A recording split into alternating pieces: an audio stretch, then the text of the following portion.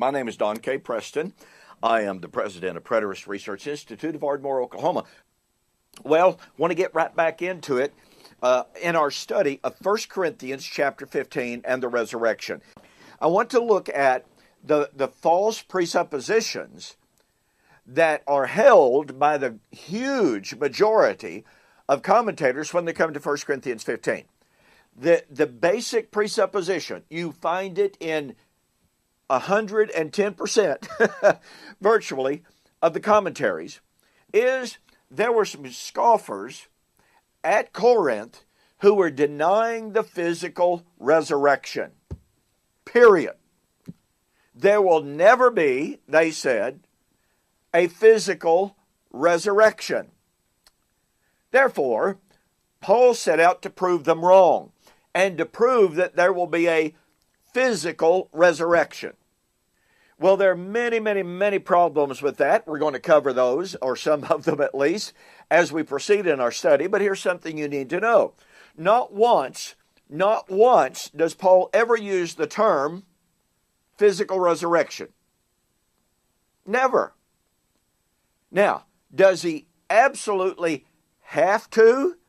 Well, I suppose a person could argue that it is not absolutely necessary, but I mean, after all, in all of Paul's writings about resurrection, if he wanted to just explicitly say there will be a physical resurrection, why didn't he say that? But he doesn't. Secondly, there is abundant evidence right here in 1 Corinthians 15 to prove that Paul was not talking about a yet future physical resurrection of physical bodies coming out of the grave, like we are told by the great majority of evangelical Christianity. This is proven by an examination of Paul's modus potens form of argumentation. Now, modus potens is kind of a technical term used in the logical world. And to put it another way, it is, if this is true, then this over here is true.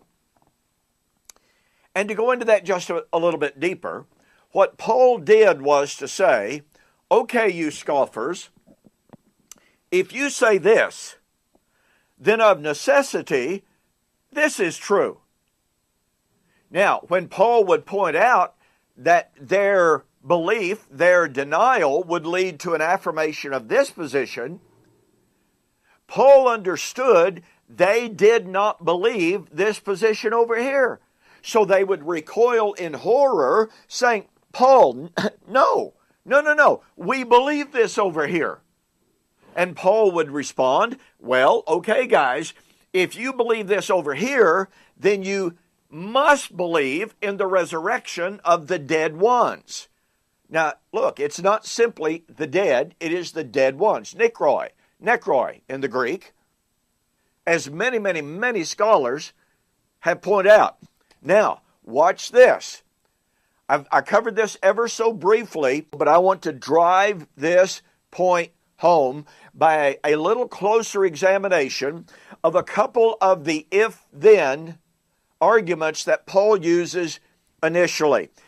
If, verse 15, or verse 12, if Christ is preached that he has been raised from the dead, how do some among you say there is no resurrection of the dead ones? Now watch this. If there is no resurrection of the dead ones, then Christ is not risen. And the desired result of that argument would be for them to say, Paul, just stop right there. We believe Christ has been raised from the dead. We do not deny that Christ has been raised from the dead. Paul will use that very admission and that very affirmation to draw his point home when he will say, Christ has become the first fruit out from among the dead ones, those who had already died before Christ. Well, ask yourself the question who that was.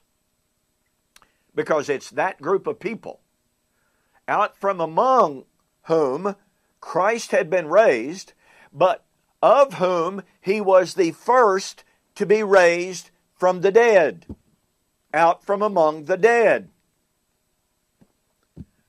So here is Paul affirming, okay guys, you believe in the resurrection of Jesus Christ. And they're going, that's right, Paul, we believe that. Well, if you deny the resurrection of the dead ones, of whom Christ is the first fruit, of whom Christ was the first to be raised out from among them, you can't believe both positions. You can't deny resurrection life to them and affirm that Christ was raised from the dead, because Christ was the first to be raised out from among them.